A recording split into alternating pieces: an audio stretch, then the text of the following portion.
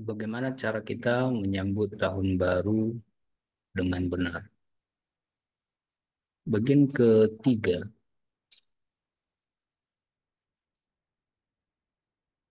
kita menyambut tahun baru dengan menjaga pengharapan. Kita menyambut tahun baru dengan menjaga pengharapan. Mari kita baca 2 Korintus pasal 4 ayat 16 sampai 18. Sebab itu kami tidak tawar hati, tetapi meskipun manusia lahiria kami semakin merosot, namun manusia batiniah kami dibaharui dari sehari ke sehari.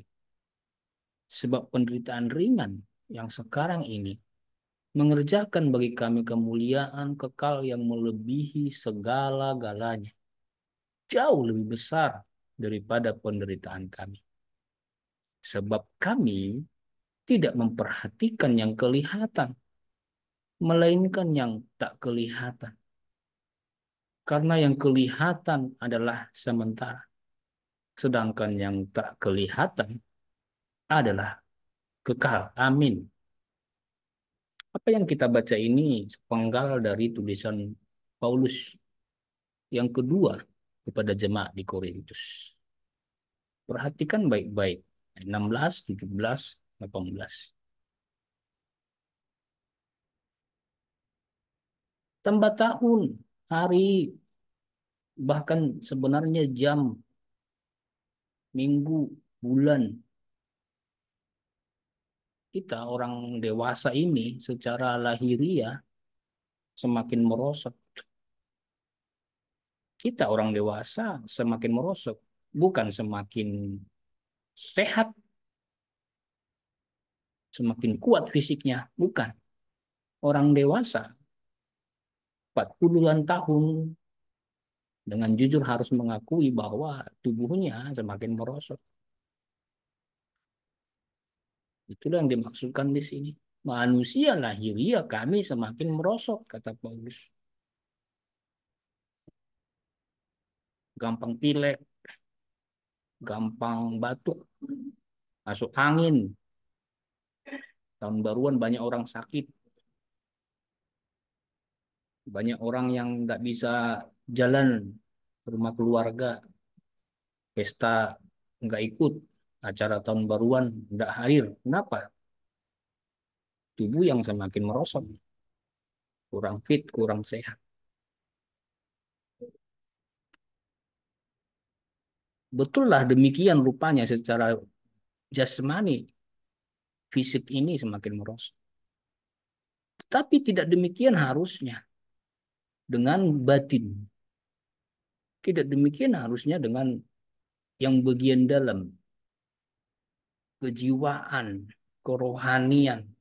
Saya tidak membedakan di sini antara kejiwaan dan kerohanian, meskipun itu dapat dibedakan. Dalam hal ini, cukup dibedakan antara yang lahiriah dengan yang batin.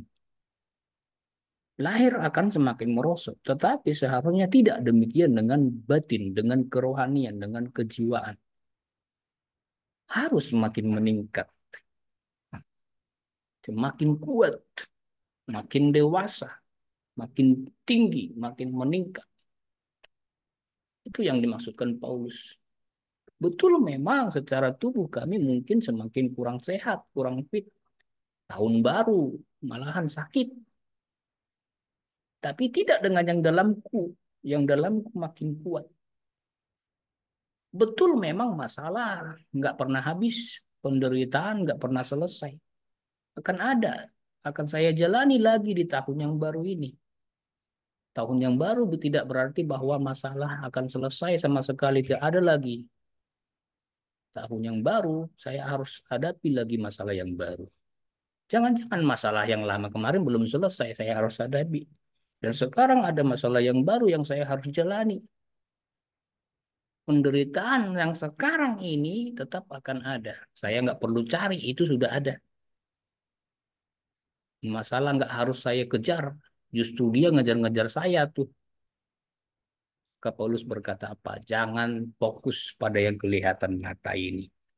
Jangan lihat yang lahiriah ini. Jangan terlalu terpana atas kerumitan masalah itu. Jangan terlalu terlena dengan keindahan dunia ini.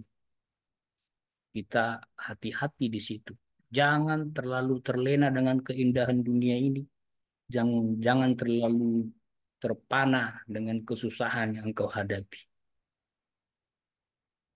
Fokuslah kepada yang tak kelihatan itu, yang tak nampak itu. Itu yang kita sebut harapan. Belum saya lihat, tapi sudah saya pikirkan, saya gambarkan, saya mimpikan. Secara kasat mata lahiriah nggak nampak, tapi secara mata rohani saya memandang ke depan. Besok akan lebih baik. Minggu depan akan seperti ini. Tahun depan akan seperti ini. Harapkan. Pengharapan menolong kita untuk bertahan dalam menjalani hidup. Kenapa orang itu bunuh diri di tahun baru malahan bunuh diri? Ya, dari sudut pengharapan, artinya dia sudah nggak ada harapan di dunia ini. Untuk apa saya lagi hidup di dunia ini? Masalahku begitu besar. Akhirnya dia akhiri hidupnya. Kenapa tahun baru malahan dia memutuskan hubungan dengan suaminya, dengan istrinya? Ya karena dia merasa nggak ada harapan untuk bahtera rumah tangganya. Tinggalkan istri, tinggalkan suami, tinggalkan anak-anak. Kenapa di tahun yang baru malahan dia berhenti menjalankan bisnisnya? Karena dia merasa tidak ada harapan atas bisnis itu. Ditinggalkannya bisnisnya itu, tinggalkannya usahanya itu. Begitu ada banyak gambar contoh tentang ketika seseorang kehilangan pengharapan, dia gak akan bertahan. Kenapa dia tinggalkan pekerjaannya? Kenapa dia tinggalkan studinya? Kenapa dia tidak jadi menikah? Banyak. Karena tidak ada harap. Maka seorang Kristen harus memiliki pengharapan untuk bertahan dalam menjalani hari-harinya. Menjalani tahun 2024 ini, jangan sampai kehilangan pengharapan. Kita hidup nggak lagi asal hidup. Dan kita tidak hidup asal-asalan. Janganlah hidup segan, mati tak mau. Seorang yang berpegang pada pengharapan, dia akan menjalani hidupnya dengan maksimal, dengan optimal. Nggak lagi sembarangan seperti hal-hal hari-hari yang lalu. Anak muda yang punya pengharapan, dia nggak lagi habiskan waktunya dengan nongkrong sama kawannya, tapi dia akan habiskan hidupnya dengan menjalani pekerjaan, menjalani kuliah, menjalani hari-hari bersama keluarga, memperjuangkan masa depan.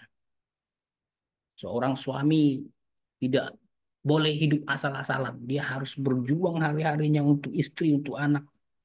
Seorang pekerja tidak boleh hidup asal-asal. Dia harus menjalankan pekerjaannya sekuat yang dia bisa. Berjuanglah, karena harapan akan ada dan selalu ada. Songsong tahun baru ini, jalani tahun baru ini dengan menjaga pengharapan, menjadi lebih baik. Ingat, lebih baik. Berubahlah ke arah yang lebih baik, bukan ke arah yang lebih buruk. Berubahlah ke arah yang lebih baik, bukan ke arah yang lebih buruk. Dari titik nol, berangkatlah ke sisi positif, jangan ke sisi negatif. Bagaimana mungkin bisa saya menjadi lebih baik, Pak? Kan dunia ini tidak akan semakin baik. Betul. Justru karena dunia tidak akan semakin baik, engkau harus semakin baik. Betul, dunia ini akan semakin merosot. Justru karena itu kamu jangan ikut. Kamu harus berkebalikan dari dunia ini. Dunia akan semakin jahat. Hari-hari akan semakin buruk. Tapi kamu orang Kristen tidak demikian. Dunia akan semakin buruk, engkau harus semakin baik. Anak-anak Tuhan tidak boleh ikut merosot secara rohani. Dunia hancur, anak-anak Tuhan tidak boleh ikut hancur. Dunia menuju kegelapan, anak-anak Tuhan tetap harus jadi terang. Harus semakin baik, bahkan menjadi lebih baik. Dan bukan hanya itu, jangan pula asal menjadi lebih baik. Kalau asal menjadi lebih baik, sebenarnya semua orang pengen seperti itu. Tapi jadilah lebih baik ke arah kesempurnaan. serupa dengan Kristus. Itu yang diharapkan seorang Kristen sesuai dengan firman Tuhan. Berharaplah kepada Tuhan Allah. Aku akan bersyukur lagi untuknya, penolongku dan Allahku. Mazmur 42 ayat 5. Mengapa kamu tertekan, hai jiwaku? Saudara, tahun baru ini bukan berarti masalahmu selesai. Tapi ingat, engkau tak boleh tertekan dalam jiwamu. Jangan tertekan dalam gelisahmu. Berharaplah kepada Tuhan Allah kita itu. Karena dia penolongmu. Bersyukur terus. Harapkan pertolongan yang tak nampak mata itu. Harapkan solusi untuk persoalanmu. Apa masalahmu? Apa persoalanmu? Harapkan solusi dari Tuhan. Usahamu kah?